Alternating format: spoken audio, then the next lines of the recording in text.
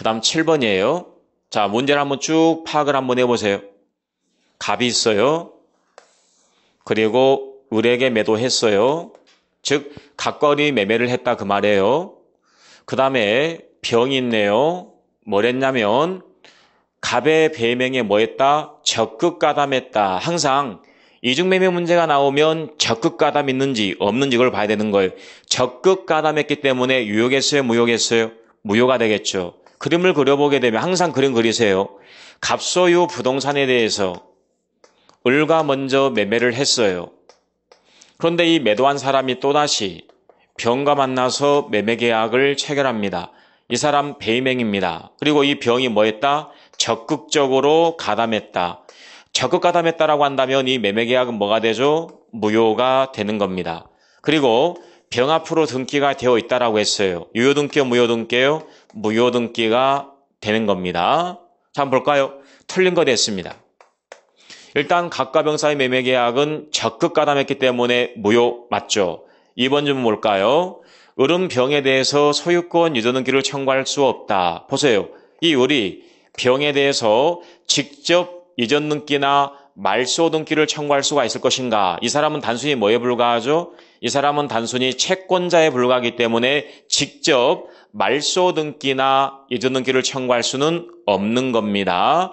어떻게 해야 되는 거예요? 갑을 대위해야 되는 겁니다. 그래서 이 을은 병에게 직접 이전 등기를 청구할 수는 없습니다. 그 다음 3번 질문입니다. 좀 전에 제가 말씀드린 것처럼 이 을은 갑을 뭐해서 대위하면 이전 등기에 말소를 청구할 수가 있습니다. 다시 말씀드립니다. 지금 이 등기가 무효 등기이기 때문에 말소 등기를 청구할 수가 있는데 직접 할 수는 없고 채권자에 불과하기 때문에 갑이 가지고 있는 말소 등기 청구권을 대위하게 된다라고 보시면 되겠습니다. 그 다음 4번 질문입니다.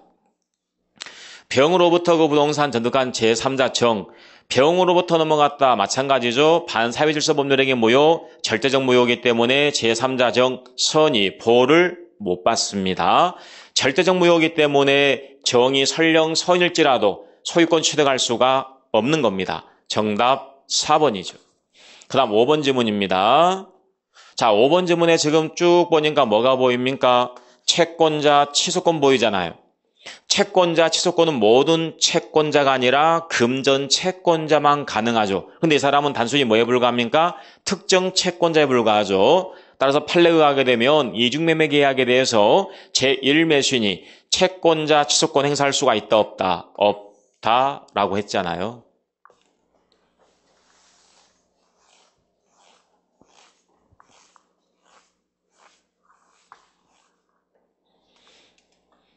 자, 이제 8번은 불공정한 법률행위 물어보고 있죠. 불공정한 법률행위 민법 104조.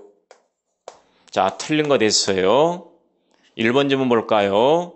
1번 질문에 보니까 뭘 물어보고 있습니까? 무경험 물어보고 있죠. 궁박, 경설, 무경험 중 어느 하나가 존재해야 된다라고 했는데 이 무경험이라는 것은 거래 일반의 경험 부족을 의미한다라고 했습니다. 특정 영역의 경험 부족이 아니에요. 거래 일반의 경험 부족을 의미한다라고 했습니다. 근데 여기는 반대로 되어 있네요. 그래서 정답 1번입니다. 그 다음 2번 질문 쭉 보세요. 궁박, 경설, 무경 가운데 어느 하나가 필요하다. 핵심 포인트가 뭘까요? 하나만 있으면 되는 거예요. 모두 존재할 필요는 없습니다. 그 다음 3번 질문 쭉 볼까요? 3번 질문에 보니까 추정이 될 것인가, 요건 자체가 추정이 될 것인가 하는 문제가 되겠는데 판례에 의하게 되면 요건 자체가 추정되지는 않는다라고 합니다. 추정되지가 않는다. 객관적 요건이 존재하고 있다라고 해서 주관적 요건의 존재가 추정되지 않습니다. 급부와 반대급부가 현저하게 균형을 이루고 급부와 현재 다시 말씀드립니다. 급부와 반대급부가 현저하게 불균형을 이루고 있다라고 해서 궁박, 경설, 무경험 존재 추정되지 않습니다. 추정이 안 되기 때문에 무효주장자가 모든 요건들을 입증을 해야 되는 겁니다. 그 다음 4번 질문이에요. 4번 질문에 보니까 불이익을 입은 당사자, 이 사람이 피해자죠. 피해자. 자, 피해자가 소송을 통해서 구제받을 수 없다. 즉 부재소합의를 했습니다. 부재소합의라는 것은 소송을 제기할 수 없다 그 말입니다. 그러면 피해자가 소송을 통해서 구제받을 수 없다라고 한다면 피해자 보호가 안 될 거 아니에요. 따라서 부재소합의 불공정한 법률 행위로서 무효다라고 합니다. 그 다음 5번 지문입니다. 자, 5번 지문에 보니까 키포인트 폭리 행위를 규제하는 데 목적이 있습니다. 불공정한 법률행위는 피해자가 있고 폭행자가 있어요.